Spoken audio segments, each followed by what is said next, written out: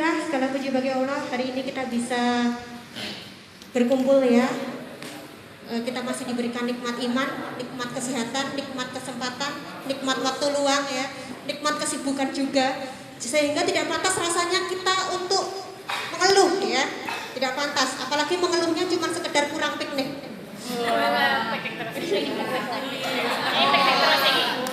Salawat dan salam semoga senantiasa tercurah untuk uswatun hasanah kita Rasulullah Muhammad Sallallahu Alaihi Wasallam. Semoga kita termasuk di antara umatnya yang mendapatkan syafaatnya di hari akhir kelak. Sederhana, ya, yaitu menuntun segala kodrat yang ada pada anak-anak agar mereka dapat mencapai keselamatan dan kebahagiaan yang setinggi-tingginya, baik sebagai manusia maupun sebagai anggota masyarakat. Di sini kata menuntun dan keselamatan dan kebahagiaan saya blok ya.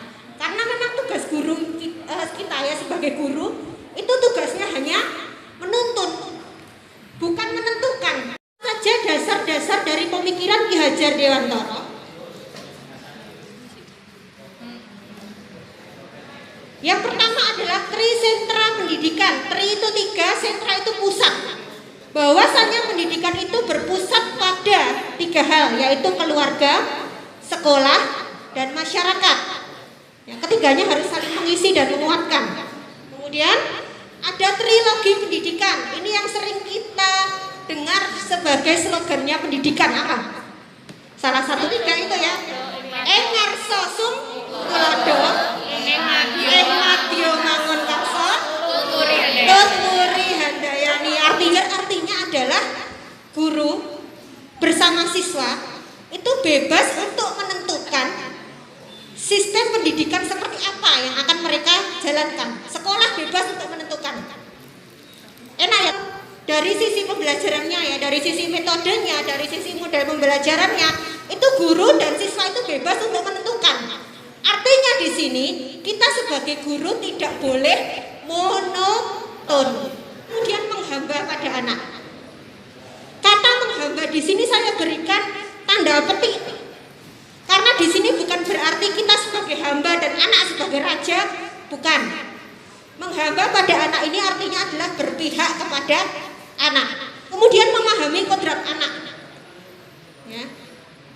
Anak itu punya kodratnya masing-masing. Kodrat ini artinya adalah potensi, bakat. KHD ini menentang teori tabula rasa. Pendidikan itu sebagai penyemaian benih kebudayaan. Kita, guru, ini diibaratkan sebagai seorang petani atau tukang kebun. Yang kita harus merawat benih-benih atau biji-biji yang ditanam. Jadi siswa itu ibarat biji jagung ibaratnya ya. Yang ditanam, yang harus dirawat setiap hari, diberikan pupuk, diberikan pengairan ya, diberikan sinar matahari yang cukup sehingga dia bisa dapat tumbuh dengan optimal. Kemudian dasar yang berikutnya adalah peningkatan budi pekerti atau bahasanya dalam sekarang ini penguatan karakter gitu ya. Tentu berhubungan dengan karakter itu yang paling utama pembentukannya adalah di mana Ustazah Hika? Di keluarga ya. Jadi karakter itu memang terbentuk di keluarga. Lalu apa peran sekolah? Sekolah berperan sebagai tempat sosialisasi anak sehingga anak itu bisa belajar untuk menyelesaikan masalah-masalah yang muncul ya. Jadi kan zaman atau kodrat zaman. Sekarang adalah zamannya abad 21. Apa yang sudah saya lakukan hanya sedikit saja. Yang pertama adalah pembelajaran yang berpusat pada murid. Jadi biarkan murid itu melakukan pengalamannya sendiri untuk membentuk konsep-konsep ilmu yang dia dapatkan. Kemudian dari peningkatan budi pekertinya, ini saya ambil dari 6 profil pelajar Pancasila, hanya 1 yang saya ambil tentang gotong royong di sini. Kemudian di sini ada respon murid setelah saya melakukan aksi nyata tersebut. Dari sini dulu, apakah ada pertanyaan? Monggo, Ustaz Agung, silakan.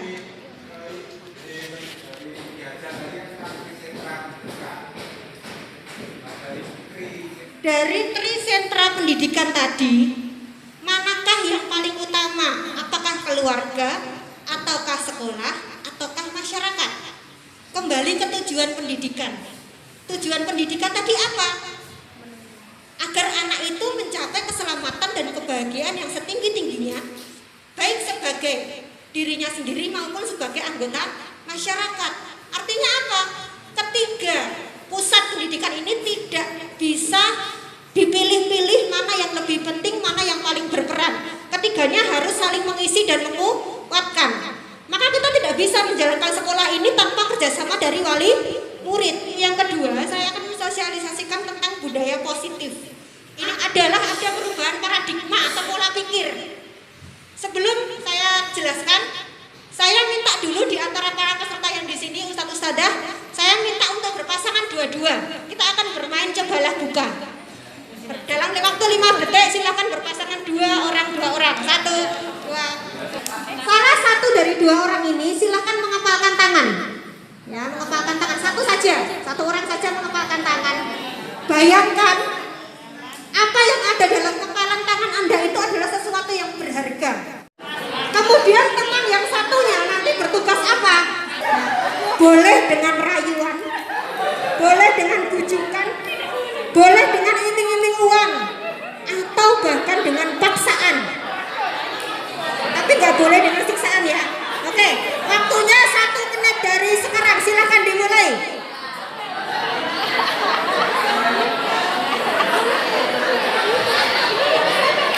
Ingat, siapa di antara para peserta di sini yang berhasil membuka kepalan tangan temannya? Angkat tangan. Pak Jokowi yang membuka ya? Apa alasan Anda mau membuka kepalan tangan? Dipaksa oleh Pak Jokowi. Apa itu teori kontrol? Teori kontrol ini seringkali kita gunakan untuk mengontrol murid-murid kita. Ya, ada beberapa miskonsepsi tentang kontrol yang seringkali kita lakukan. Yang pertama, ada ilusi bahwa guru itu bisa mengontrol murid. Kita seringkali merasa demikian. Ya. Pada dasarnya, kita tidak bisa memaksa orang lain, termasuk siswa, untuk melakukan sesuatu jika ia sendiri tidak mengizinkannya. Ini yang kedua, ilusi bahwa semua penguatan positif itu efektif. Ini yang seringkali kita lakukan. Penguatan positif itu bisa berupa bujukan, rayuan, pemberian hadiah, yang tujuannya semuanya memang itu bentuk-bentuk kontrol. Kenapa tidak efektif? Karena pada akhirnya nanti anak-anak itu akan menyadari 2 hal. Yang pertama, si anak itu akan kecewa karena dia sudah maju misalkan, atau dia sudah menjawab tapi nggak benar, lalu tidak mendapatkan bintang prestasi. Akhirnya dia kecewa dan tidak mau lagi. Atau alternatif yang kedua, kemungkinan yang kedua, si anak itu akan bergantung pada pemberian hadiah itu. Kalau nggak ada hadiahnya nggak mau maju, kalau nggak ada hadiahnya tidak mau menjawab. Berikutnya adalah ilusi bahwa kritik dan membuat orang merasa bersalah itu dapat menguatkan karakter. Ketika anak melakukan kesalahan, kadang-kadang kita itu memarahi anak. Dan yang berikutnya, ilusi yang keempat, ilusi bahwa orang dewasa mempunyai hak untuk memaksa. Kita di sini berhadapan dengan anak SD, anak-anak, ya, yang bahkan belum remaja. Dan kita seringkali melakukan itu, memaksa.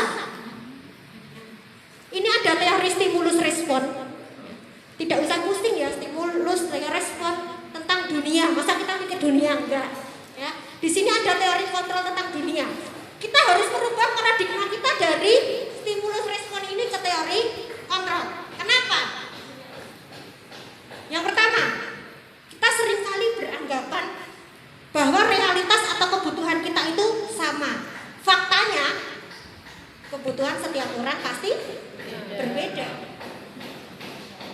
Kita seringkali beranggapan kita melihat hal yang sama dengan orang lain.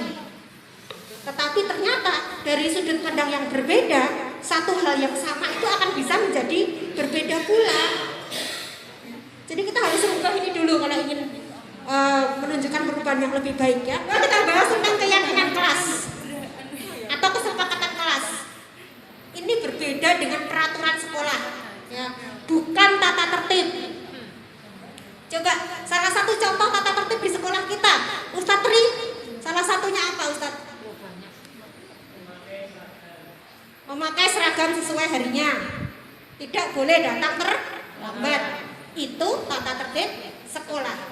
Nah, kita harus membuat keyakinan atau kesepakatan di kelas kita masing-masing. Kita coba, ya. Dan itu beda dengan tata tertib. Isinya nanti dia akan bersifat lebih abstrak. Apa bedanya dengan peraturan? Misalkan tadi begini, Ustadz Tri memberikan contoh memakai seragam. Itu kan jelas ya, seragamnya kalau Senin ya merah putih gitu ya. Kalau kesepakatan kelas itu lebih bersifat begini. Kita misalkan ya, kita sepakat untuk melakukan atau menjalankan tata tertib sekolah. Kita bersama teman-teman saling menghormati dan menyayangi. Itu kan abstrak ya, tidak bisa diukur. Tetapi itu nanti dijadikan sebagai satu hal yang diyakini oleh semua anggota di kelas tersebut. Dan ini lebih efektif daripada peraturan sekolah. Karena peraturan sekolah hanya bisa memberikan aturan, kemudian memberikan reward dan punishment. Ya. Lalu keyakinan kelas ini berupa pernyataan-pernyataan universal, dibuat dalam bentuk yang positif. Jadi tidak boleh kita, nah ini saya baru saja ya melakukan pernyataan negatif ya. Keyakinan kelas itu tidak dibuat dalam bentuk yang negatif. Tidak boleh buang sampah sembarangan. Itu pernyataan negatif. Kita ubah. Buanglah sampah pada tempatnya. Tempatnya mana lagi? Ya, buanglah sampah pada tempat sampah. Seperti itu. Kemudian dibuatnya tidak terlalu banyak sehingga mudah diingat. Dan ini dibuat harus berdasarkan kesepakatan. Tidak boleh guru sendiri buat sendiri. Gitu. Nah, berikutnya kita akan membahas tentang kebutuhan dasar manusia. Insya Allah tidak lama lagi ya. Paling mungkin sekitar 70 menit lagi. Sudah gelisah ya. Oke. Kebutuhan dasar manusia. Pada dasarnya manusia itu punya 5 kebutuhan dasar. Yang pertama adalah kebutuhan untuk bertahan hidup. Ini tidak perlu kita bahas, sudah jelas. Makan, pakaian, rumah, kesehatan, pendidikan, itu kebutuhan dasar. Berikutnya adalah kebutuhan cinta dan kasih sayang. Ada anak yang suka deket-deketin ustadzahnya, minta pangku, ya enggak? Ya anak kecil ya, yang kelas 1. Itu artinya anak itu berusaha untuk mendapatkan kebutuhan dia akan cinta dan kasih sayang. Dan kebutuhan penguasaan. Penguasaan ini lebih kepada pengakuan atas kemampuan dirinya. Adakah anak yang di sekolah itu maunya apa-apa dia yang menjawab? Maunya dia semuanya yang maju. Kalau nggak dipilih jadi ketua kelas dia nangis. Itu artinya dia mau kemampuannya itu diakui. Itu kebutuhan penguasaan. Kemudian ada kebebasan. Kalau ini lebih ke cenderung ke orang yang lebih dewasa ya. Kita maunya bebas, maunya memberikan diberikan pilihan-pilihan dalam hidup. Gak mau dipaksa-paksa. Itu kebebasan. Dan yang terakhir, kebutuhan kesenangan. Ini kebutuhan kita untuk bersenang-senang, tertawa, gembira. Termasuk ini salah satu kebutuhan yang sering saya penuhi. Piknik ya. Itu karena kita memenuhi kebutuhan tentang kesenangan. Kenapa kita harus paham tentang kebutuhan dasar manusia? Karena setiap perilaku itu pasti ada tujuannya, termasuk perilaku yang negatif. Perilaku yang dianggap salah dari anak itu pasti ada tujuannya. Nah itu kita harus pahami ini agar kita bisa memberikan penanganan yang tepat, tidak melulu hanya menyalahkan saja. Seperti itu. Lanjut. Poin yang kelima, sedikit lagi nanti poinnya sampai 6 saja ya. Poin yang kelima adalah posisi kontrol. Ini bisa sebagai guru, atasan, orang tua. Itu kita bisa mengambil posisi kontrol ini. Ada 5 posisi kontrol. Yang pertama adalah sebagai penghukum. Anak-anak semuanya baris yang rapi. Tidak boleh ada yang berbicara. Ustadz masih berbicara? Nanti maju ke depan. Kita pernah melakukan itu? Artinya kita melakukan posisi kontrol sebagai seorang diam. Gak berani. Ambekan berani. Tetapi ini tidak akan efektif dalam jangka panjang. Ini hanya akan menimbulkan dendam. Iya memang. Ini terutama bagian kesiswaan ya, harus dicamkan baik-baik ini. Karena nanti di diri anak itu hanya akan timbul pikiran bahwa ini guru galak, guru killer. Ya enggak? Ustadz Dahi ngakil banget. Di Senin ini masih cicit dieleng-eleng tekan kelas 6. Ada yang seperti itu. Karena itulah yang melekat dalam diri anak ketika dihukum seperti itu. Lalu berikutnya adalah posisi kontrol yang kita membuat anak itu merasa bersalah. Tadi sudah sedikit saya contohkan. Kamu kalau seperti ini, biasanya ini suaranya halus ya, halus tapi menusuk. Kamu kalau seperti ini tuh bikin kecewa ustadzah loh. Berapa kali ustadzah harus bilang sama kamu, membuat rasa bersalah pada anak.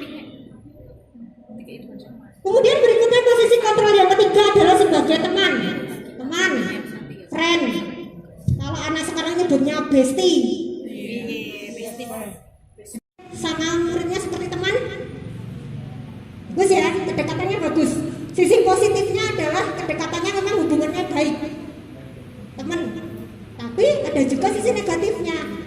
Apa? Anak itu bisa kecewa karena dia dianggap sebagai.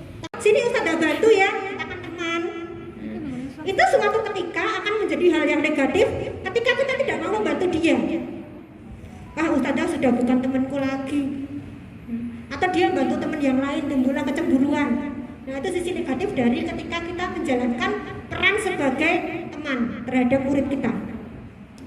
Berikutnya adalah peran sebagai pemantau. Pemantau ini seperti pengawas ya. Biasanya dia bertindak, guru ini bertindak berdasarkan data. Entah guru, entah kepala sekolah ya, atau orang tua. Sebagai manajer. Kalau manajer itu lebih kepada mentor. Mentor itu membersamai anak. Membersamai anak ketika dia melakukan kesalahan, bahkan ketika melakukan kesalahan. Maka nanti dibuatlah kesepakatan-kesepakatan dengan anak. Kalau kamu melakukan seperti ini kesalahan apa bukan ya? Biasanya anak itu sudah tahu, ya enggak? Menurut ajaran Islam, hal seperti itu benar apa enggak sih? Biasanya anak sudah tahu jawabannya, tetapi rata-rata tidak tahu caranya, cara melakukannya. Nah, oke, sekarang saya tanya, dari kelima posisi kontrol ini, mana yang seharusnya kita lakukan sebagai guru? Posisi yang mana?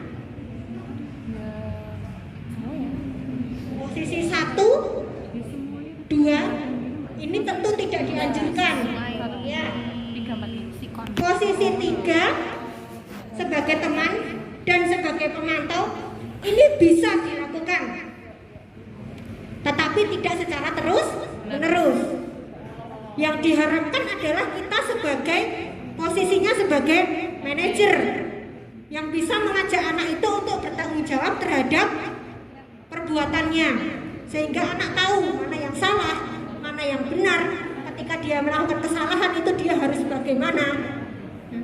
Tuh, harapannya kita semua seperti itu. Meskipun kadang-kadang juga emosi itu lebih menguasai ya. Jadi itu manusiawi. Kita semuanya belajar kok. Nah, lalu ketika anak melakukan kesalahan, apa yang harus dilakukan? Restitusi.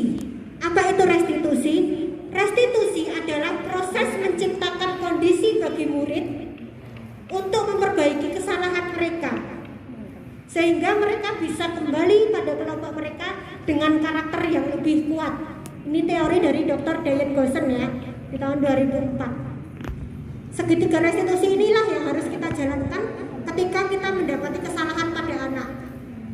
Ya. Yang pertama, ada menstabilkan identitas. Di dasar segitiga ada menstabilkan identitas. Apa itu? Paling bawah ya. Bisa kita mulai dengan, nah, setiap orang itu pernah kok melakukan kesalahan, misalkan begitu. Atau ustadzah juga pernah kok melakukan kesalahan seperti itu. Kamu bukan satu-satunya yang melakukan ini. Ada orang lain juga yang pernah melakukan ini. Ini bukan untuk membenarkan kesalahan yang dia buat ya, tetapi untuk membuat cara untuk kita mendekatkan diri pada anak agar lebih kooperatif, bahwa setiap orang itu pasti pernah melakukan kesalahan. Kemudian berikutnya kita harus memvalidasi tindakan yang salah. Kita harus melihat ya, kita harus melihat apa alasan dia sehingga melakukan kesalahan itu. Kita punya pemahaman ketika anak-anak melakukan kesalahan itu pasti ada alasan atau tujuannya yang bisa didasarkan pada kebutuhan manusia tadi, pasti ada di salah satunya. Kemudian setelah kita memvalidasi tindakan yang salah, kita harus menanyakan keyakinan. Tadi sudah dibuat kesepakatan kelas ya ceritanya ya. Nah, keyakinan apa yang kamu pahami? Dengan kamu melakukan kesalahan seperti ini, ada tidak kesepakatan kelas yang kamu langgar? Itu biasanya anak sudah paham.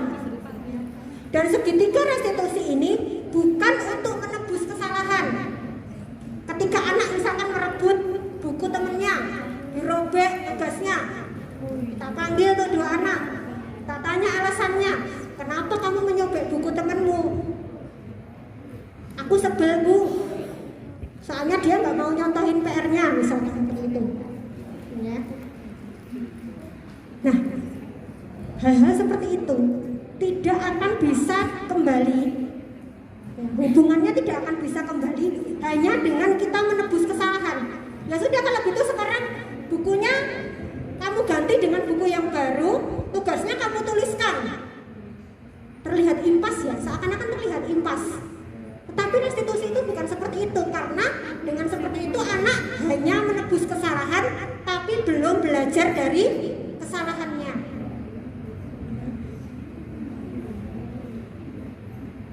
Kemudian yang pertanyaan yang sering kali kita abaikan ya, kamu itu pengen jadi orang yang seperti apa toh? Anak-anak itu bahkan anak kecil itu sudah tahu loh, mana hal yang salah, mana yang hal benar. Itu sebenarnya mereka sudah punya dasar. Karena yang namanya disiplin itu hanya bisa tumbuh yang terbaik itu dari kesadaran ini. Itu saja yang bisa saya sampaikan.